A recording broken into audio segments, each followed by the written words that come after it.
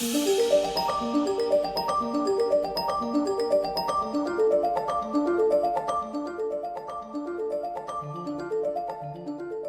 hello, hello. Back as always, back as always. I got a Intelligente coffee hat. I found this hat where my boy Justin Veely got me this hat. I think maybe it's a California Coffee Buzz Friday style, gavel stick engaged. We are back. We are back. So I don't know where he got this hat. He hated it, I'm pretty sure. I don't think he liked it. These straight bills, I mean, you gotta play the straight bill game with a sense of humility. Because I grew up a baseball ball cap guy. I tried to do the old I had a cowboy phase and when I played pro ball. I mean, if you weren't rocking cowboy boots, designer jeans, plaid shirt, plaid button up, and potentially pulling off a cowboy hat on a weekend, you just weren't doing it in like 2010. I think that was right. Maybe no, that was like 2015, 2013. I would say to be exact, like 2012 to 2015. If you weren't rocking a style like that, you just weren't doing it. Country music was buzzing back then. I remember the first country song that I How Do You Like Me Now by Toby Keith. I heard that in eighth grade with a guy, AJ Kaltenbach, who was on my travel baseball team. He played that on the way to a game, and I wanted to make so much fun of him because it was a time in life that would have probably been what, early 2000s? Yeah, that was probably early 2000s. If you were listening to country music then, especially in middle school, you weren't doing it. I feel like Hootie and the Blowfish was really jamming back then, but it wasn't really Toby Keith yet for that era, that generation of people. Maybe adults it was. But this guy was doing it. He had like a tattoo before everybody else. He was like, he hit puberty before everybody else. This guy just had it rolling. So I mean, he controlled the car music, as you could imagine. And I think because of that, listening to Toby Keith, How Do You Like Me Now, was sort of impressed on you because it had to be because he was the alpha of the group. But then I really started to like it. Maybe I only liked it because I felt like I had to like it. I had a friend, Zach Kuzahusky. I have no idea what this guy's doing right now in his life. I haven't talked to this guy in probably 20 some years. But he was also the alpha of like my youth baseball team, like a youth baseball team, like a 10-year-old team, I think. He was into Pokemon cards and he was the guy you wanted to impress. He was the guy who got stronger than everybody first. He was our best player, could pitch, could hit, all these things. And he was into Pokemon. And so because of that, I got into Pokemon. And I remember it was one of my early blenders in life because I got called over to his house one night, maybe for a sleepover. And he told me to bring all my Pokemon cards. And I'd never played Pokemon. I didn't know anything about the cards. I bought them and asked my mom for them because I wanted him to know that I had Pokemon cards because I knew if he thought I was cool and accepted me that I would be cool on the team. And I remember that was a long night, a long sleepover night because I didn't know how to play Pokemon, and I had to figure out how to get my way out of that without upsetting Zach. It's like a salesy way, and I think I learned that early, Pokemon style. And then I learned country music through Zach, or not through Zach, through AJ, but I fell in love with country music. I mean, I have three cowboy boots. I did wear a cowboy hat. I bought a guitar one time. I never knew how to play. I never learned how to play it, but I still have it actually. And so that's what happens sometimes. And so the straight bill, you got to have humility with it. You got to have humility with the straight bill. Where I'm at with it right now, I don't think Veely was ready. He gave it to me as somewhat of a bit. I had longer hair when I would wear this a lot in San Francisco. I think that it looks better with longer hair, but I think the headphones sort of cover it up a little bit. I don't like this hat as much. The coffee I think is okay. I think it's more of a commercialized coffee. I'm not sure. San Francisco's got elite coffee. St. Pete, St. Pat's, something along those lines. There's a coffee shop in Russian Hill. If you're ever in in San Francisco. They got tons of coffee. Great coffee. So let's get into it. Yeah, so this hat, straight bill, there's another one I wear all the time. I think you guys chirped me a few times about it with that the worst days are the best days from Deuce in Venice Beach in LA from my boy Logan Gelbert. Shout out to him. He rocks the straight bills all the time, and that guy rocks them. Like, and that's where I think it comes into humility. And actually, I got to see one of the questions before this, so I think that'll be the first question because it comes into this position and we'll roll it into the hat because Logan's the man. I call him the Oracle. I think he's one of the smartest, most well-talented speaking humans I've ever met in my life. That doesn't need to be saying much, but for me, in my perspective to reality, he's probably one of the most well-thought leading people I've ever come across. And it's always blown my mind because we're the same age and I've known him for I probably met him at the end of his 20s or maybe early 30s, and he just was so impressive where to me where he was at in his intellect and his wisdom. Very successful business owner, runs Deuce Gym, written a couple of books, travels the world, does some speaking engagements called Hold the Summit, has a thing called the Leadership Lab. He's a stud. So, anyways, the first question of today is what makes you feel vulnerable? What makes you feel vulnerable? Well, it's not the hat, but the metaphor of the hat could be why I think vulnerability is really difficult. What makes you feel vulnerable? This is a topic that I want to, what makes me feel vulnerable? Nothing is coming to my mind right now off the top of my head. I think that I'm going to get to that answer and I will be able, because obviously I feel vulnerability all the time. I feel vulnerable when I do this. I guess that would be one of the answers. Anytime you press start, you feel vulnerable to a degree. But I would say let's peel into what vulnerability is a little bit more because vulnerability from my profession, I've been in the mental health space for a decade now professionally. And vulnerability has been a buzzword in that space recently in the last couple of years, at least in the worlds that I've been around. And vulnerability is fascinating to me because I do agree. I think Brene Brown says vulnerability is courage or strength. It could be somebody else, but I think she talks about vulnerability a lot. And I agree with that. I think vulnerability is extreme power. I think that you acquire a lot of power when you're vulnerable. And for me, I just think the word is used at the surface because of how deep it is and we can't understand the depths of vulnerability because it really largely in a survival state, being vulnerable doesn't make as much sense or any sense to me at all. Because on one of the previous shows, I talked about trust and the transactional side of relationships. So I think the vulnerability comes into the same standpoint. If I'm vulnerable to you, I give you the keys and access to destroy me. And I think it sounds nice on the surface to have vulnerability in your life or to be vulnerable or to walk around vulnerable. But I don't think that that actually serves you any benefit. I think that it actually hurts you and to be vulnerable. Because so much of life, we would like to say that there's this utopia of an understanding of awareness, but I haven't seen that. I don't see that.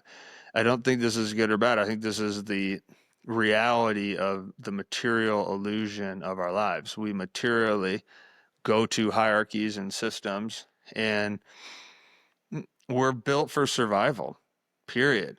So to give up the keys to your most vulnerable assets, that allows people to destroy you. And so many times I think being vulnerable is a defect. It's an error in your awareness. I don't think that you should share vulnerability with people. And I think that it's a weakness in so many ways. So I don't find vulnerability as courage at surface. I hope that that's clear at surface. Now, if I go beyond the surface and I go to the depths, the question of what makes me vulnerable, I still need to stay on this in a philosophical point of view. Because at its depths, vulnerability is the opposite of weakness. It is the utmost, strongest form of courage and strength I think that we can have. And I think that when we are vulnerable, we are powerful. Now, the reason why I say this paradoxically is that if I am vulnerable to you in a system of hierarchy, largely in the professional world, or even in starting out in a friendship and a relationship or whatever, At the surface, I give you access to destroying me because you have the keys to my most vulnerable assets, like I said. So you will most likely, because it's not putting trust in the flesh, right? We got to understand that lesson 1,000 times over. The flesh are also sinful and also seeking survival. So many times, as much as we would love to say that we don't need to all trust each other in this beautiful utopia, that's a weakness in the armor and psychologically in your state of awareness. And so people will use your vulnerability to level themselves up because why wouldn't they? They're also prone through human nature and survival. Now, with that said, the goal of vulnerability, in my opinion, is to move past the surface and become so in tune with who you are, so authentically yourself, so aware of awareness, with such a depth of observation of the ego, observation of the self, the truest formation of who you are. And being vulnerable is not something that you even know you're doing. You're not handing over vulnerability. I'm not going, hey, I'm going to be vulnerable here for a second, as if you need people's acceptance. No, it's living life in vulnerability. And so I'm exposing myself to the potential of what is or what could be. And I'm going to expose myself to the unknowns of the potentials that exist outside of me and within me as the purest form of who I am. And if I can be and walk through life with the sense of awareness towards the purest form of who I am, and I'm vulnerable, and you use that vulnerability against me, you can't destroy me. And I think that's the goal of vulnerability is can I be vulnerable to the degree in which I'm not destroyable from the flesh? That's my philosophy on that. So what makes me feel vulnerable? The answer becomes rather simple. It's that. What makes me vulnerable is the exposure of who I authentically am. Can I speak into this microphone with my purest voice? Can I be my voice? Can I say to people what I feel, what I think, what I hear? Can I be me? And Jim Carrey, I'm sure I've talked about this. Jim Carrey says it best, in my opinion. He said there's two ways to make it. One, you make it as somebody that you're not, and you found a way for people to accept you. And the second way to make it is being who you are and being willing to be killed for who that person is. And I think that's the depths of vulnerability versus the surface of vulnerability. I know I formed that into my own answer, but I love the thought experiment of vulnerability. Okay, next question. Do you have an easy or difficult time letting go of the past? Do you have an easy or difficult time letting go of the past? I think it varies, right? I think it varies. It varies absolutely for me because there's parts of me that when it's easy to let go of the past, it's because I want to move on from the past and it becomes easier. Is when it's difficult letting go of the past, it's because I don't want to, I'm gripping it. And so when I'm aware, going back into the vulnerability, excuse me, when I'm aware of awareness, for sure it's easy to let go of the past because the past is no longer real. Even what I was saying on vulnerability, that question now, obviously this is a recorded session, so myself and all of us have the ability to go back and re-listen to this. But as I'm performing this live, me answering vulnerability, what I already said, it's over. That's in the past. Whether I was right or wrong, inaccurate or accurate, intelligent or unintelligent, aware or not aware is irrelevant to me in this exact moment because it's in the past. So it's easy to let it go because now I'm here answering this question about the past and I moved forward and I'm just in these, you're in these moment by moment existences of life. I mean, we truly only live in the present. Our mind can take us to the past for sure, but our consciousness also takes us to the future. And so much of past thinking through our negative nature is formed in shame and regret and guilt. So much of our futuristic thinking is formed in worry and anxiety. We're always worried about what's to come and we're always feeling guilty of what has happened. That's just our negative nature. And I don't think that I can overcome egotistically the negative nature of human psychology. I think that that's rooted in the biology of our organism. specifically into consciousness. And so much of the consciousness is subconscious, right? So the subconscious, the unconscious, those things, the unconscious is largely like an autonomic functionality of the body. That's like the breathing, the heart rate, the organ function, all that stuff. But the subconscious is the memory. And so, I mean, think back to the what is it, the iceberg that they all have. I wonder if they still have those out there, the iceberg printouts. The iceberg printout was a metaphor for you see the top of a iceberg, but you don't see how big it is underneath the water, right? And the top of the iceberg is conscious, and the below the water is subconscious. And so we're wrapped so aggressively in memory. It's somewhere, what, around 95% of our conscious space is subconscious activity. So that means that we exist in the memory. So is it easy to let go of the memory? Absolutely not. It can't be, because the memory gets dragged along with me in my subconscious. It's part of who I am. It's part of how I pattern and filter and frame information. I frame it all through the past. So to let go, in that sense, it's massively difficult. I don't have an answer for this. I think I just have a thought experiment for this. I think all of them are thought experiments, just like the vulnerable side. So do I have an easy or difficult time letting go of the past? You know, it's fascinating because I was with a guy the other day who said that he never thinks of the past. He lets it go so easily. I don't envy that. I don't know if I don't agree or disagree. I was just listening to it. But in order to talk now in the present, it's entirely from the past. I can only share with you what I am of the past. If I'm definitive in any answers, it's filtered information from an entire past. If I really break it down to the exact moment, I cannot tell you at all definitively about the future. I can only tell you definitively about the past. So what is there to let go? That's kind of my question back to that. What would I even be letting go of? How can I let go? I asked that question back to that question. That's my question. Gavel stick. Let's keep it moving. Let me know what you guys think about the past. You got some good answers on the past or your thoughts towards it. Send them in to me. So I got two more questions here, but I'm only going to answer one of them purely because of the past answers. I'm starting to fatigue. My brain is tired, and it's nice outside, and I want to go sit in the hot tub. So I'm going to do that. So I got two of them. The first one is, what does a great day look like to you? And the second one is, if you had more time in the day, how would you spend it? I'm going to go with the first one. What does a great day look like to you? We'll go short and sweet with it. What does a great day look like to you? A great day to me, you guys should think about this too. I think this is a great question for all of us. What does a great day look like to you? When I was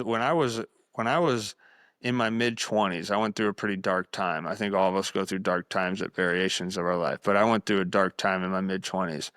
And one of the things that I remember happening is one time on these weeks, I was at this job I didn't really like. I was living in a closet, which I clearly did not like, letting go of the past. That's actually been easy to let go of that past. So yeah, there's an answer to that last question. It's been easy to let go of that past, is working a job I didn't like and sleeping in a closet for a year and a half. I did not like that past, so that's been easy to let go of. But anyways, so brain's tired. I'm just thinking about that hot tub. That's what happens to the brain in the future, right? Because my futuristic mind is thinking about chilling in the hot tub and calling it a day. Because this has been a great day. But I got to get through this question first before I can get to the hot tub. So I got to be in the present. And now I got to get to the past to think back to the question. So what does a great day look like to you? When I was working in this job that I didn't like, and I was sleeping in the closet, which I didn't like, there was only one part of the week that I liked, and it was on these Saturdays. And on these Saturdays, Minneapolis, Minnesota, I would go up to Minneapolis, Minnesota, and I loved this place in Minnesota. And I would sauna all the time. And I would sauna on cold and do breath work, and I used to love it. And it made me feel good. And I realized when I was feeling good, if I did that in the beginning of the day, I was always around like nature to begin with. So then I'd usually go for like a hike and take a nap, and then I'd get up and I would cook dinner and I would have dinner. And I was smoking weed then. I had to have been smoking weed then and drinking beers. So I would always have like a night cocktail, probably smoke a little bit of weed, and then I'd go to sleep. And that was always a pretty fun day, Saturdays. And I think for the most general population, Saturdays are pretty fun because of things like that. I think that we have access to do that when we're not in work. But one of the questions that dawned on me one night when I was leaving that situation is I thought to myself, what if I did this every day? And I think naturally society frowns upon that question because freedom is not so free. And typically, when you're doing what you want to be doing, there's a lot of friction. And it also is just not the norm. So you have to be a nonconformist to do anything that you want to do. But I was asking myself that. And I think that that turned into, that was a long time ago, but now where I ask myself that regularly is I think that those days, those Saturdays, it sparks so much of my drive to create a lifestyle and have faith in the lifestyle becoming a real thing for you. And largely, there's a lot of things that I still have to do that I don't like doing, absolutely. But I think that I live a lot of days the way that I want to live them because I saw that awareness years ago and I realized that I could fail not doing what I wanted to do, which is what I was doing, and I was still sleeping in a closet. So in my opinion, it was like, well, why don't I just do exactly what I want to do? Hopefully find a way to make some money doing that. And if not, I'm still sleeping in a closet. But at least I'm doing what I want to do. And that was a really memorable, enlightening point for me because it brought me to, I guess to this question years later. It's brought me to where I'm answering this right now. Not that I have the best day every day, but I would say pretty regularly I get to enjoy the way I want to live. And how I want to live is pretty simple. I'll walk you through it. I like waking up early before the sun rises. I like when it's still dark because the world is quiet and I know that it's going to be peaceful. I very much so enjoy limping into my day. I'm not somebody who wakes up and gets into the day. I really never have been like that. I need to be alone. I need to be silent. So my day is pretty slow. If I can wake up before the sun, I like being up at that time. I like meditating. I like drinking water. I'll get some coffee. Typically, I do watch the sunrise a little bit. I mean, I don't sit out and stare at it all the time, but I just like to get outside a little bit. And then I'll write. I like journaling. I like writing. Thoughts usually come to me around the 7 a.m. time for whatever reason, if I'd been up for a few hours. And then I go for walks every morning. I gotta walk. I love walking, especially just being outside, being in nature. Here in Arizona, there's a set of mountains, McDowell Mountains, that I walk by every morning, and I blow a kiss to them every single morning. And I thank them because they're so powerful. The mountains are so powerful, and they look the same, not the same. They stand the same in the every day that occurs. If it rains, cloudy, sunny, they're always there. So I really appreciate those mountains. And when I'm done walking, typically at that point, my phone has been hit up by a few people, or I have some activity I got to do. I spend time with my family. I hopefully move around a little bit. And then it's with clients, and I like working with the people that I work with. I have a pretty cool business model that I run with. I love, for the most part, I love all the clients that I work with. I'm very grateful in that scenario. I'm very fortunate in that scenario. I've been able to work for some really cool people and some really cool organizations. So that typically gets my head spinning for the day. I love thought, contemplation, which is what I design most of my business around, is contemplation. And that usually drives a certain unique style client, which enters my life and typically we become friends. And it's just a beautiful setup. And I really enjoy that work. It's hard, but I enjoy it. And I like working out. I try to move every day, some sort of contrast. As you know, I'm perceiving the hot tub and cold tub, which is out in front of me, and I'm excited to get into that. And if I can do anything in nature with a hike, that would be a great day. Working out, great day. And then when the sun's coming down, I like shutting it down. If I can do a podcast here and there, I always enjoy this because it requires contemplation, it requires thinking, it requires asking people questions, getting questions asked to me, which appreciate you guys for sending these in. And I get to answer them. And I get to hear from people because of this. So that's always pretty fun too. And then making dinner, that's been a big priority of my wife and I, even we were dating for the whole time of our entire relationship. It's been pretty much a staple of the house to cook dinner nightly. I cook a lot. She cooks more. She's just better at it than me. I'm kind of a one-trick pony. Steaks, Brussels sprouts with bacon, of course. She gets mad at me sometimes because of how good it tastes, of how much bacon I put in, but because it might not be that healthy, but it's super good. And potatoes. So I'm a one-trick pony. You get me on a grill, I'm pretty good. I'm pretty talented. But it's meat and potatoes for me and a veggie. She gets a little bit more creative, which makes it really enjoyable. And then family time. And we're hanging out, laughing. If we have people over, I really enjoyed that. We try to cook dinner for people. And it's just a nice day, that simplicity of the day. So if I break it down, it's silence and alone time, it's family time, it's reflective writing, work time. This is my art, whether that's podcast writing, whatever. And then it's a client time and working, progressing my business. My business means a lot to me. The community means a lot to me.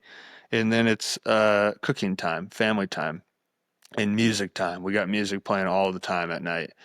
And if I can do that pretty regularly with some sort of contrast work, hot and cold, sauna, hot tub, cold tub, and be in nature, be around nature. Fortunately, we usually find places that are around nature and we can live in them. If I can do that, call my family, talk to a buddy here and there, spend some time in the Word, reading, learning, those sort of things. If there's a fire, that's a bonus. We're fortunate we have a fireplace here, so we get to get that rolling. And that usually is my great day. Obviously, vacations, those things are cool, but that would probably be my answer. So cool questions. Appreciate the time. Gavel stick engaged. Happy Friday, everybody. Check out the straight bills. Check out the coffee game. And you got to be humble and vulnerable to wear these straight bills. Much love to Logan. You taught me the way. Appreciate you guys. Happy Friday. Love y'all.